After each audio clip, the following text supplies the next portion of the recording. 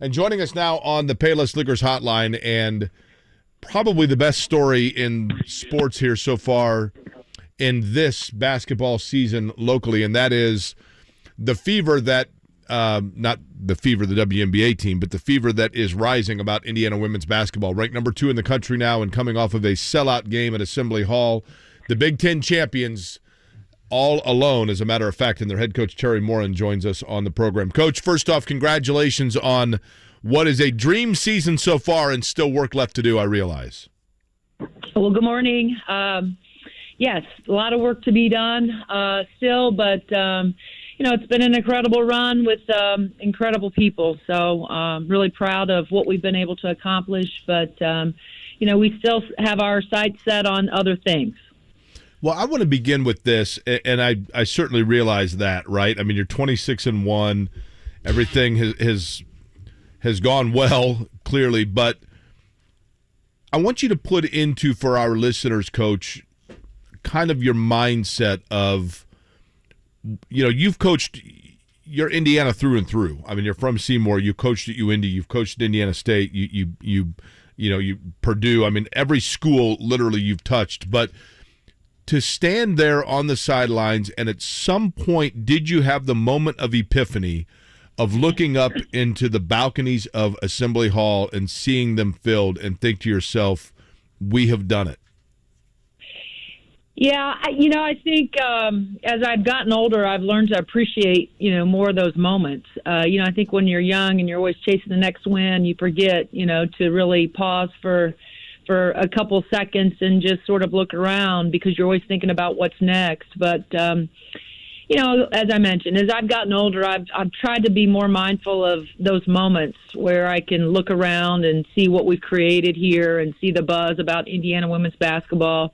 But more importantly, just see the joy on the players, the faces of our players and our staff, and our support staff, because again, winning is hard, and it takes a lot, and the work absolutely, but the chemistry, all of it has to, work together, and so absolutely, I did pause for a quick second and just sort of bask in the glow of what was happening around me. Teri Moren, head coach of IU women's basketball, on the Payless Liquors Hotline on Kevin and Query this morning. Coach, as a Greyhound alum, I was there when you were coaching UIndy. It was great to call a couple of your games and interview you a couple times and then see the success you've had throughout your career. What was your initial reaction last night when you found out your team was named outright Big Ten champs? Well, I watched it. I think we all did. Wasn't quite sure that would be I thought it would be a little bit closer of a game. But the one thing about Iowa is even – at halftime, when Maryland had built such a big lead, it was like, when you have players like Caitlin Clark and Monica Cesano, and they have pieces that can fill it up from the outside, there's no safe lead. And it probably wasn't until probably the 4-minute media mark, in the fourth that, I realized that we were going to win this thing outright. And, I'm biased, but that's how it should be. You have women on your roster that have had phenomenal seasons, a phenomenal season, I should say.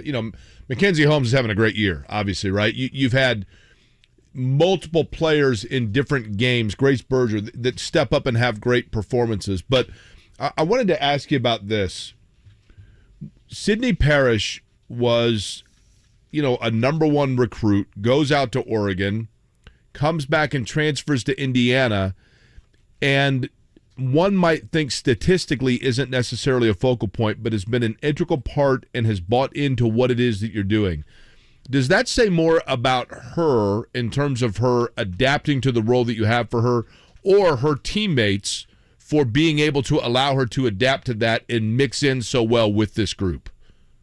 That's a great question. I think both. I also think that, you always have to pay tribute to the parents, of Sydney Parrish. She has to have the right people around her in her circle that are always, I think giving her, wise advice, on what it's like to come into an already established program the way she did. Our culture has been what it's been.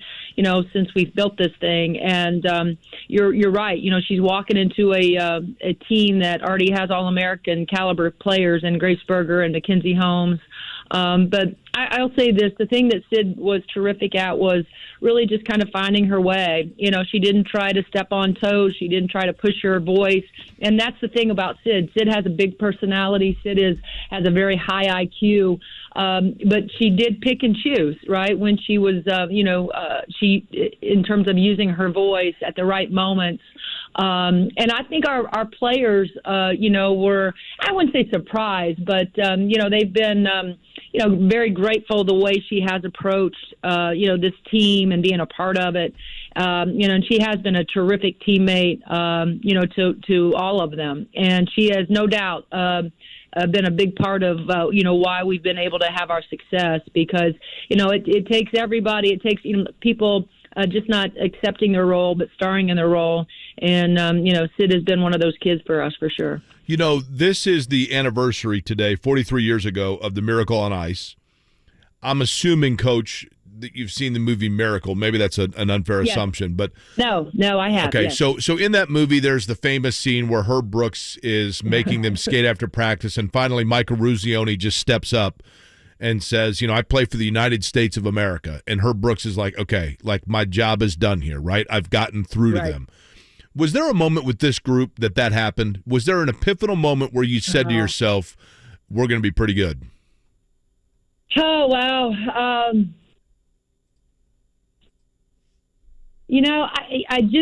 I will say this. This has been a very mature group. I think they've given us all a lot of confidence. When I say the staff, going into each game because of the maturity level. I don't know that there's been the one game. What I will say is that we lost our leader, Grace Berger, for a period of time, when she went down with a knee injury. And, we lost one game while Grace was not with us. And then once we got Grace back, I think we felt like, we started – we were winning games, but the margin that we were winning them by was, substantially more. And so, I think we feel that this is a group. The sky's the limit, for these guys. I think they feel it. I think we all feel it when we step on the floor. But they've been committed to one another, and they have this belief. Because when I listen to them talk about one another, especially in media, there's no question they have the chemistry and they have the belief in one another, to take this thing deep into March. Coach, going off of that, who's a player on your team that doesn't get the recognition nationally that is a key piece to your team? That's easy for me, guys. Chloe Moore McNeil, she is an elite defender for us. She always has to, she takes on the job of guarding the opposing team's best perimeter player, and she's been phenomenal. When Grace Berger went out, we had to slide her over to the point guard position for us, so she had to run our team. And it's not easy to be the point guard on the Indiana women's basketball because we do run a lot of stuff.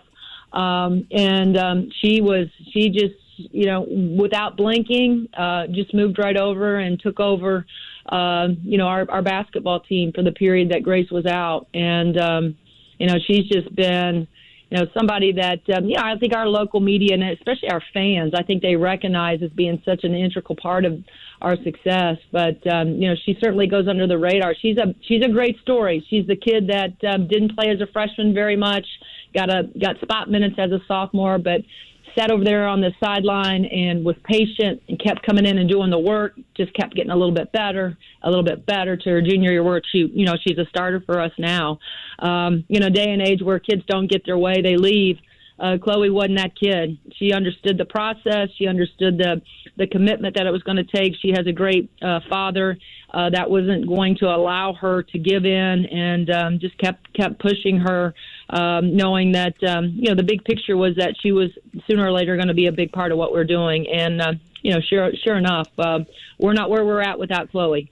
Okay, I'm going to ask a question to you, Coach, that I'm hoping you'll answer, and I totally understand from a coaching standpoint you're going to hate me for asking, but I'm going to ask it, okay? Somebody asked me this the other day, and I thought that is a fabulous question. If you were to win the national title, does the banner go with the famous 5 banners in Assembly Hall, or does it go independently because it's the women's team and it's separate from the men's team?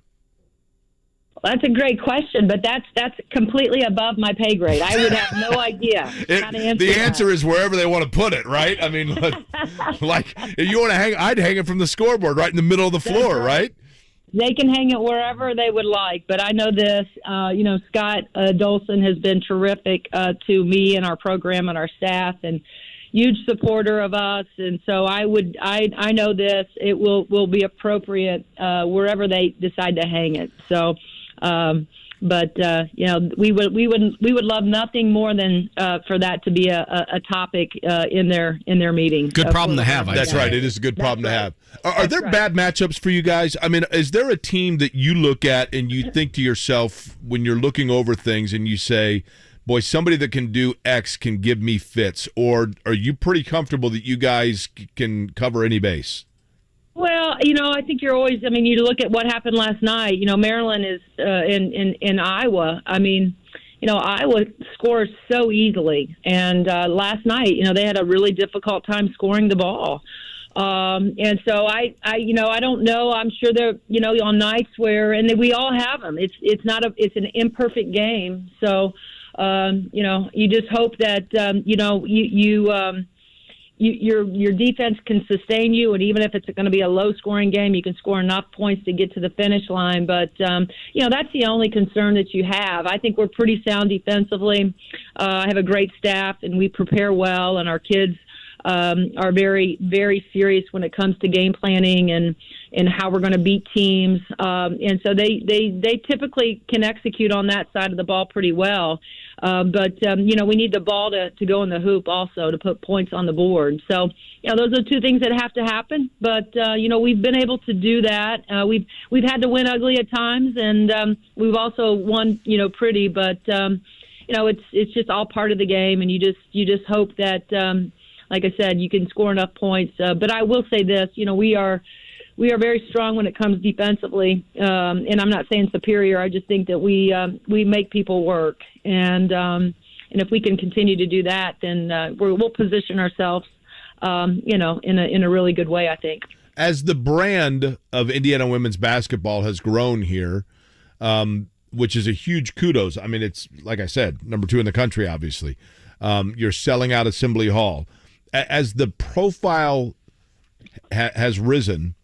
From a recruiting standpoint, Coach, is it a challenge to make sure that you are staying true to the formula and the player that has worked for you, and not, in other words, to recruit to what it is that you need, as opposed to, hey, now all of a sudden we're just going to take the 5 best players that want to come to Indiana, and being true to the kind of roster that you have? Does that make sense, what I'm asking? Absolutely, and it's a great question, and the answer to that is without hesitation.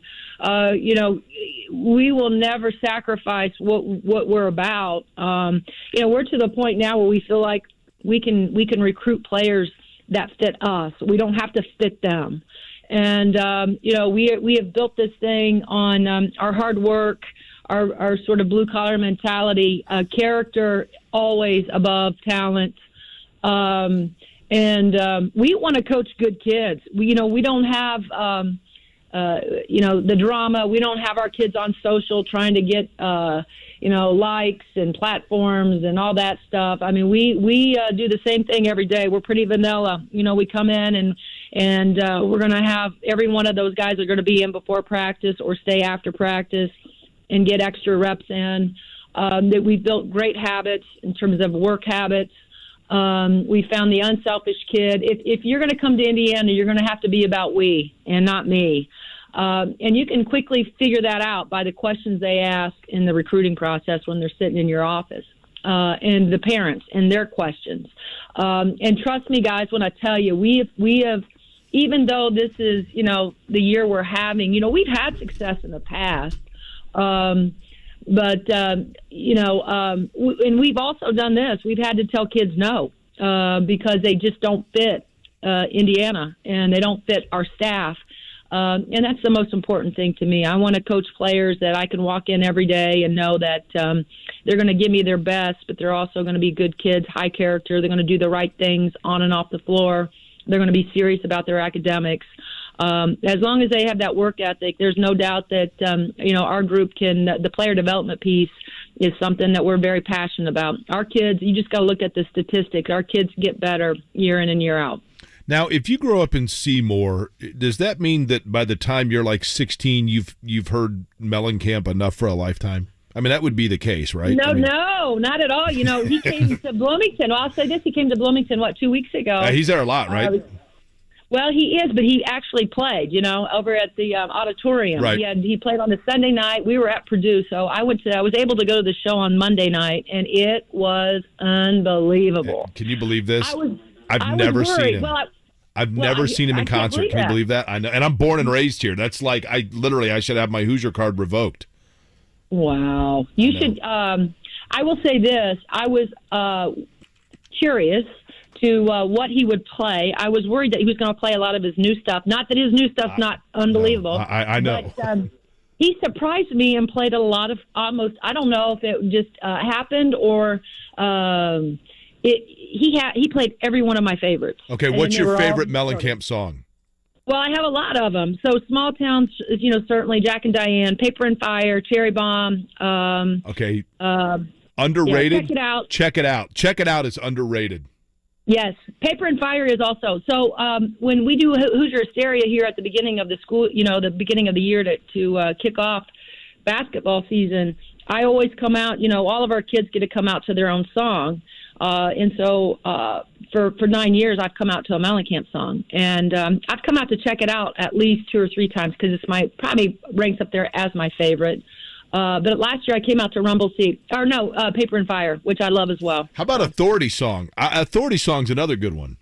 They're all good, but if you listen to him, he will tell you, well, he won't say this, but he'll, because I've watched his interviews before, and he's like, that new stuff that, that he wrote, he just is like shakes his head like it was trashy. And I'm like, oh my God, like there's nothing trashy about, any of those earlier songs that he'd ever, written. So, but yeah, no, I love him. I got to meet him, afterwards. So it was a big treat for me, to see him. And, he was phenomenal. I mean, at 70, years old plus maybe a couple, he was unbelievable. So you have to. He's on tour. So if you can find a place where you can go see him, I'm telling you, you will not be disappointed. I'm kind of a Guns N' Roses groupie too. I've seen them like 12 times, and they just announced a new tour, and I'm trying to figure that out. So I got to mix Mellencamp into it's embarrassing that I've never seen him. It's embarrassing. It is.